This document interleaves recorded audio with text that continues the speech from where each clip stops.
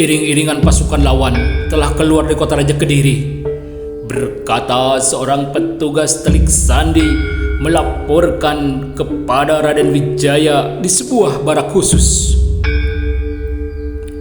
Mereka pasti sudah mengetahui keberadaan kita di kaki Bukit Kadungan ini, berkata Raden Wijaya memperhitungkan situasi yang dapat dibaca lewat para telik sandi mereka.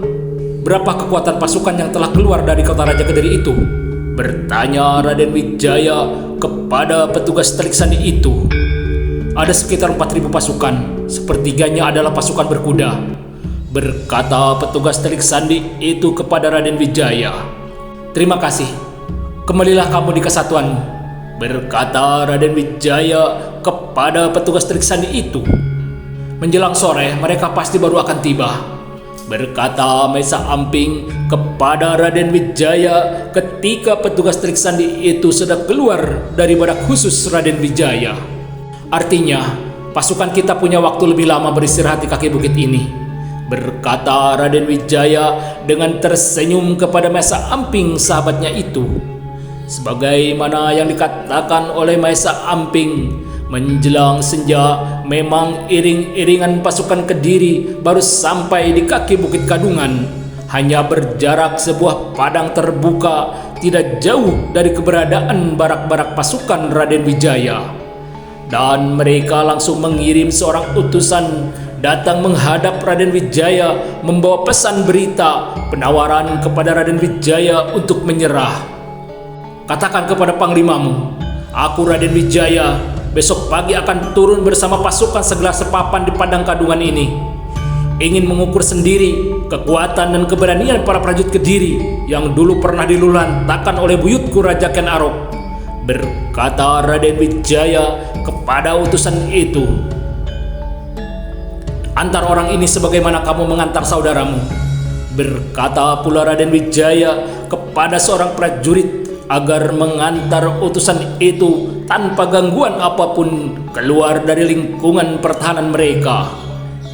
Hari kedua setelah purnama di bulan itu, lengkung langit pagi dalam semburat warna memerah masih remang mengerundungi bumi di kaki Bukit Kadungan. Di timur padang Kadungan, di sebuah hutan di mana pasukan Raden Wijaya bermalam. Pagi itu memang masih begitu remang senyap, tapi di sebuah barak dapur umum kesibukan sudah lama berlangsung. Mereka adalah para prajurit yang ditugaskan untuk menyiapkan ransum-ransum prajurit yang akan bertempur hari ini. Lengkung langit pagi sudah mulai terang. Terlihat para prajurit di timur padang Kadungan tengah menikmati ransum mereka, makanan pagi mereka. Di sebelah barat sana, mereka pasti seperti kita, tengah menikmati makanan pagi ransum mereka, berkata seorang prajurit kepada kawannya. Mungkin hati dan perasaan mereka juga sama-sama berharap dapat menikmati ransum pagi esok hari, berkata kawannya menanggapi perkataan prajurit di sebelahnya sambil tersenyum. Lengkung langit pagi sudah menjadi terang. Terdengar suara Bendeki Prabu Segara menggema memecahkan kesunyian hutan di timur padang Kadungan. Suara bende itu seperti memukul-mukul dada hampir semua prajurit, memacu denyut jantung mereka lebih berdegup lebih kencang lagi. Suara itu adalah sebuah tanda bagi para prajurit untuk bersiap diri dan berkumpul. Maka tidak begitu lama sudah tersusun sebuah barisan yang panjang mengisi sisi-sisi hutan itu di antara batang-batang pohon besar. Barisan panjang itu seperti sebuah ular raksasa penghuni hutan yang marah, terusik dari ribuan hari masa pertapaannya. Suara Bendeki Prabu Segara untuk kedua kalinya terdengar lagi. Gemanya seperti meliuk-liuk mengitari isi hutan, berdengung membentur batang-batang pohon besar. Suara bende itu telah memerintahkan barisan ular raksasa itu keluar dari hutan itu, merayap melewati semak perdu dan pepohonan yang semakin jarang, dan akhirnya terlihat telah merayap di tempat terbuka di padang Kadungan sebelah timur. Barisan ular raksasa itu telah berhenti manakala di hadapan mereka berdiri sebuah barisan besar seperti sebuah pagar berlapis panjang mengisi sisi di sebelah barat padang Kadungan. "Gelar perang di Radameta," berkata Raden Wijaya dalam hati melihat barisan sekitar 4.000 prajurit Kediri yang sudah lebih dulu menunggu kedatangan pasukannya. Anak Tumapel itu terlalu angkuh, merasa yakin bahwa gelar perang Supit Urangnya dapat merubuhkan gelar di Radametaku, berkata orang berwajah hitam di atas kudanya dalam hati sambil memandang barisan prajurit yang muncul dari sebuah kerapatan hutan telah membentuk sebuah barisan dengan gelar perang Supit Urang. Orang berwajah hitam itu tidak lain adalah Patih Kebobondarang yang telah diperintahkan oleh Raja Jayakatwang memimpin pasukan Kediri menghadang pasukan Raden Wijaya. Sebagaimana yang dilihat oleh Kebobondarang, barisan ular raksasa yang baru keluar dari hutan sebelah timur padang Kadungan telah membentuk sebuah gelar perang Supit Urang, sebuah gelar tandingan khusus menghadapi sebuah gelar perang di Radameta.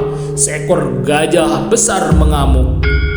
"Krisnaga Sasra," berkata Maesa Amping dalam hati ketika melihat Raden Wijaya di atas kudanya mengangkat tinggi-tinggi keris keramat warisan Raja Erlangga itu.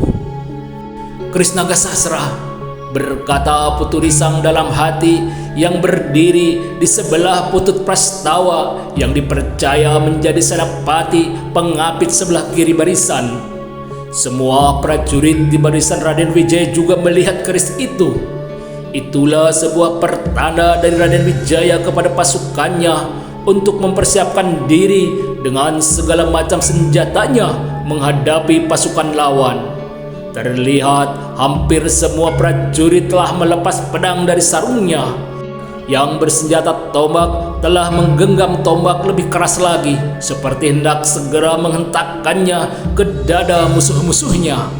Sementara di seberang sana sudah terdengar suara aba-aba yang melengking, disambut suara gegap gempita bergemuruh bersama suara langkah kaki manusia dan kaki kuda berdentum-dentum menggentarkan bumi tanah padang Kadungan.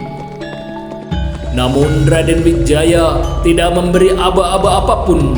Tangannya masih mengangkat tinggi-tinggi keris naga sasra. Baru ketika pasukan Patih Kebobondarang telah mendekati sekitar 30 langkah dari barisannya, terlihat keris naga sasra di tangannya berputar-putar. Itulah sebuah perintah bagi pasukannya untuk segera bergerak. Terdengar suara para penghubung dalam setiap pasukan memberi aba-aba yang sama dengan memutar-mutar panji-panji kesatuan mereka. Diiringi suara gemuruh, pasukan Raden Wijaya telah bergerak menghadang serangan musuh di hadapan mereka. Sepertiga pasukan yang berada di belakang Raden Wijaya bertahan di tempatnya menanti para musuh yang datang mendekat. Sementara itu Maesa Amping sebagai senapati pengapit telah bergerak maju membawa pasukannya melambung menusuk pertahanan lawan di sebelah kanan. Sebagaimana Maesa Amping, maka Putut Prastawa yang dipercaya sebagai senapati pengapit di sebelah kiri telah membawa pasukannya bergerak maju melambung lebih jauh lagi melengkung menusuk pertahanan lawannya. Terlihat Maesa Amping di barisan paling depan bersama pasukannya seperti bola api telah menusuk dan menerobos lambung pasukan lawan. Satu persatu prajurit Kediri yang berhadapan dengan Maesa Amping seperti sekumpulan semut terburai pecah tersentuh bola api. Ujung cabuk pendek Maesa Amping seperti bermata selalu datang merobohkan siapapun lawan yang mendekat. Meski Maesa Amping tidak meluruhkan seluruh kesaktiannya, hanya sedikit kekuatan tenaga cadangannya tetap saja telah membuat para musuh menjadi pontang-panting. Keadaan itu telah membuat pasukan di belakangnya menjadi bersemangat terus menerobos masuk lebih dalam lagi, memecah lambung pertahanan lawan. Sementara itu di sisi kiri pasukan Raden Wijaya seperti tidak mau kalah dengan apa yang dilakukan oleh kawan-kawan mereka di barisan sebelah kanan mereka. Terlihat Putu Prastawa dan Putu Risang bersama barisan pasukannya yang melengkung lebih jauh lagi telah berhasil mengoyak-ngoyak pertahanan lawan. "Dua orang bercambuk telah mengoyak pasukanku," berkata Patih Kebo Mendarang penuh geram. "Perkuat pertahanan lambung kalian," berteriak Patih Kebo Mendarang sebagai perintah. Maka para penghubungnya telah berkata dengan perintah yang sama untuk memperkuat pertahanan lambung tengah mereka yang sudah mulai sedikit terkoyak. Maka seperti sekumpulan banteng yang marah, terlihat barisan pasukan Patih Kebo Mendarang di bagian lambung tengahnya telah bergerak condong menghadang pasukan lawan yang dipimpin oleh Maesa Amping. Pergerakan yang cepat itu memang berhasil memperkuat kembali sisi lambung pertahanan mereka yang terkoyak. Namun di sisi lain telah melemahkan pertahanan mereka sendiri, di mana Putu Prastawa yang didampingi Putu Risang berhasil membawa pasukannya masuk lebih dalam lagi, merobek-robek ekor pasukan gelar perang di Rada Meta itu. Cakra Putu Prastawa dan cambuk pendek Putu Risang seperti dua senjata yang menakutkan, membuat gentar setiap lawan yang melihatnya, karena cakra dan cambuk pendek itu telah merobohkan siapapun yang datang mendekat. Bersama sebuah pasukan Raden Wijaya yang seperti telah tumbuh taring kedua, mereka telah memporak-porandakan pertahanan belakang musuh-musuh mereka. "Gila!" berkata penuh kegeraman Patih Kebo Mendarang melihat semua itu, melihat pasukannya tergilas terkoyak-koyak. Sementara itu pertempuran di bagian lambung pasukan Kediri kembali terkoyak. Ujung cambuk pendek Maesa Amping seperti bermata. Satu persatu lawan yang datang seperti tersapu jatuh bertumbangan. Keadaan itu telah membuat pasukan yang bersamanya menjadi semakin percaya diri ikut memporak-porandakan pasukan musuh. "Gila!" kembali Patih Kebo Mendarang mengumpat penuh kegeraman. Kegeraman hatinya itu dilampiaskan dengan menghunjamkan keris besarnya kepada siapapun prajurit musuh yang mendekat. "Aku harus menghentikannya," berkata Raden Wijaya yang melihat kebuasan Patih Kebo Mendarang membantai prajuritnya. "Sudah lama aku ingin mengenal kesombongan anak bangsawan Tumapel," berkata Patih Kebo Mendarang ketika melihat Raden Wijaya sudah berada di hadapannya, langsung menerjang bersama kudanya maju menyerang. "Sudah lama juga aku ingin membalas kecuranganmu di peperangan Padang Kalimayit beberapa tahun lalu," berkata Raden Wijaya sambil mengelak maju bersama kudanya dan balas menyerang kembali. Dan perkelahian dua panglima perang itu pun berlangsung semakin lama semakin seru. Saling serang dan balas menyerang dan terus berlanjut masih di atas kuda masing-masing. Namun mereka masih tetap mengawasi seluruh medan pertempuran. Masih juga diselingi beberapa perintah kepada penghubung masing-masing. Sementara itu pasukan mereka masih terus bertempur dengan dahsyatnya. Denting suara senjata beradu ditingkahi suara sumpah serapah yang terkadang diselingi suara jerit ratap sakit dan rintihan. Adalah suara perang kegaduhan yang terus terdengar membisingi suasana peperangan manusia di atas bumi tanah Padang Kadungan itu. Dua kelompok manusia sama warna kulit itu masih terus saling membantai. saling membunuh satu dengan lainnya seperti terbuang sudah perasaan iba hati. Yang ada adalah keinginan untuk membela diri, mempertahankan diri dengan cara membunuh. Jiwa hati nurani dan kehalusan budi setiap manusia dalam peperangan itu seperti tersingkirkan, seperti tidak pernah ada, seperti bukan manusia lagi, tapi dua kelompok makhluk terbelakang, lebih terbelakang dari seekor binatang terbelakang sekalipun. Begitulah hasrat jiwa manusia di dalam sebuah kancah peperangan.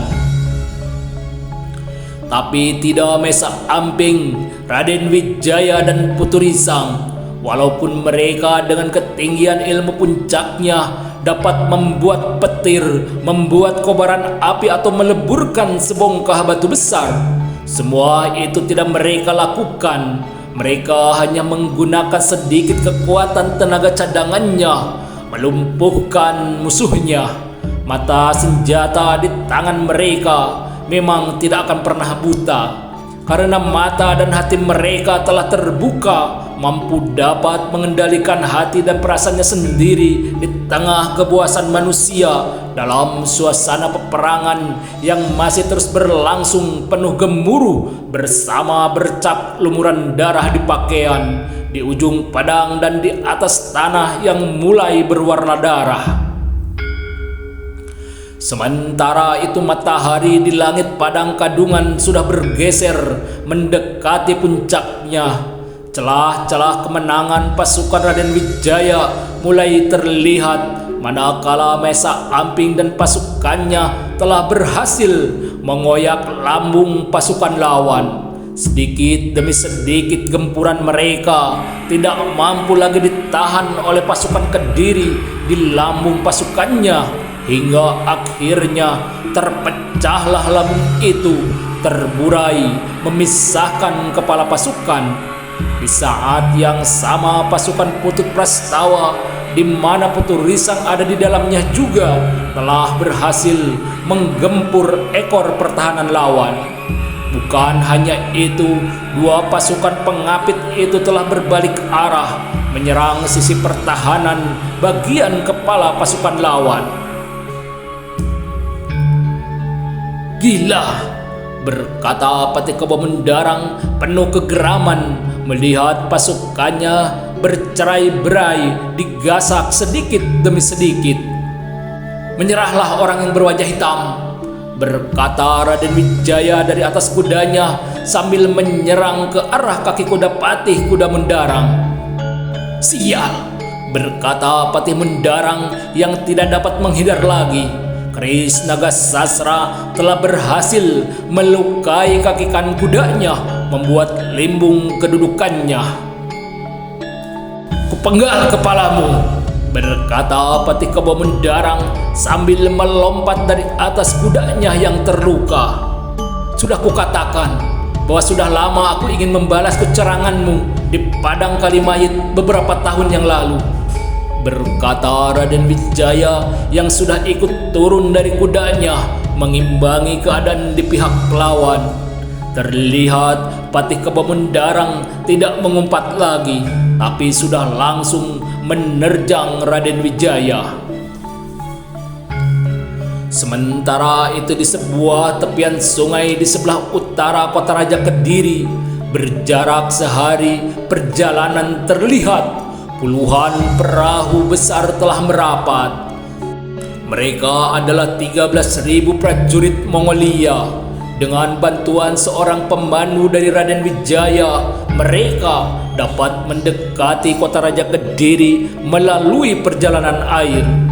Keberadaan dan kedatangan pasukan Mongol itu benar-benar tidak diketahui oleh para penguasa Kediri, di mana mereka pada saat itu tengah memusatkan seluruh perhatiannya menghadang pasukan Raden Wijaya di sebelah timur kota raja di padang Kadungan.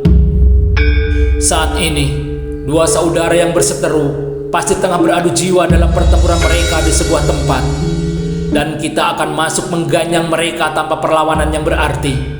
berkata seorang berbadan tinggi besar dengan kedua alis kerang tebal berpakaian lengkap, seorang panglima perang, terlihat begitu gagah dan berwibawa. "Kapan kita akan datang membantai mereka?" bertanya seorang perwiranya yang nampaknya sudah tidak sabar lagi selekasnya masuk ke kota Raja Kediri. "Malam ini," berkata orang berpakaian panglima perang itu penuh ketegasan. Terlihat dua orang perwira bawahannya terdiam. Mereka berdua sudah tahu perangai panglima perang mereka itu yang tidak ingin dibantah apapun yang sudah menjadi kehendaknya. Di samping juga mengetahui kecerdikannya yang memang sangat luar biasa, terutama dalam mengatur sebuah siasat perang. Maka pada hari itu juga 13.000 prajurit Mongol itu diistirahatkan di sebuah hutan kecil dekat sebuah tepi sungai di mana mereka telah merapat. Kehadiran mereka nampaknya masih belum diketahui oleh siapapun. Pancingan Raden Wijaya yang membawa pasukan di jalan terbuka antara bumi Majapahit dan kota Raja Kediri berhasil dengan sangat baik. Mereka, pasukan Raden Wijaya, adalah sebuah umpan yang berhasil memancing harimau keluar dari sarang mereka. Sayang sekali para penguasa Kediri tidak menyadari sebuah pasukan yang luar biasa besarnya akan datang seperti air bah, gelombang pasang yang sangat dahsyat yang sebentar lagi membawa malapetaka kehancuran mereka. Sementara itu matahari di atas langit padang Kadungan sudah terlihat bergeser sedikit dari puncaknya. Terik matahari begitu keras menyentuh kulit membuat udara menjadi begitu pengap panas. Sepanas suasana pertempuran saat itu di bumi tanah padang Kadungan. Peperangan masih terus berlangsung.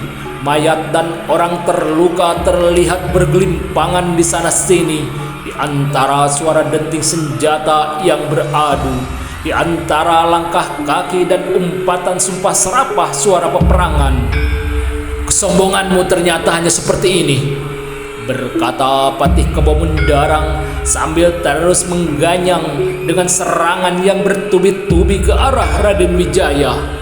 "Aku akan melayanimu sampai habis tenagamu," berkata Raden Wijaya sambil mengelak, menghindar masih ingin mengkaji sejauh mana tingkat tataran ilmu orang berwajah hitam itu.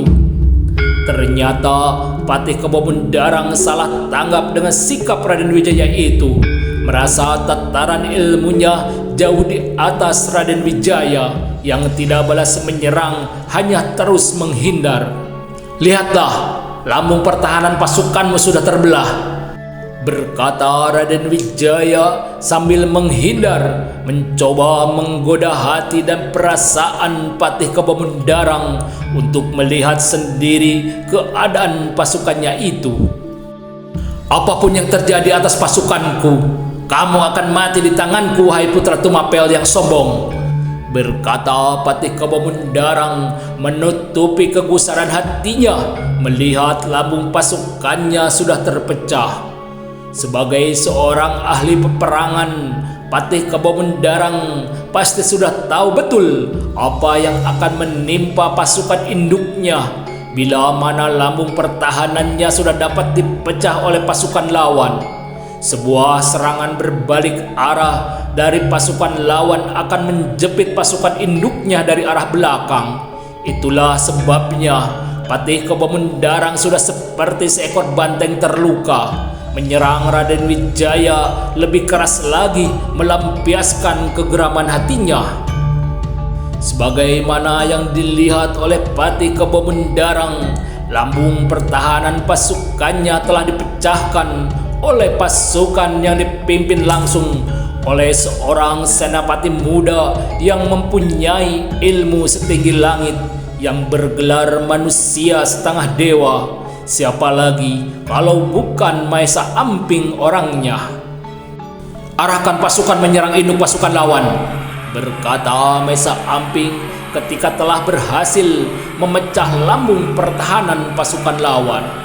Perintah itu terdengar berulang-ulang disuarakan oleh para penghubungnya dan disambung lagi dengan suara bende Ki Prabu Segara yang bergema, membuat suasana perasaan hati para prajurit Kediri seperti semakin menciut, namun sebaliknya telah membakar semangat pasukan Raden Wijaya menjadi lebih bernyala-nyala lagi, terus menguasai medan pertempurannya.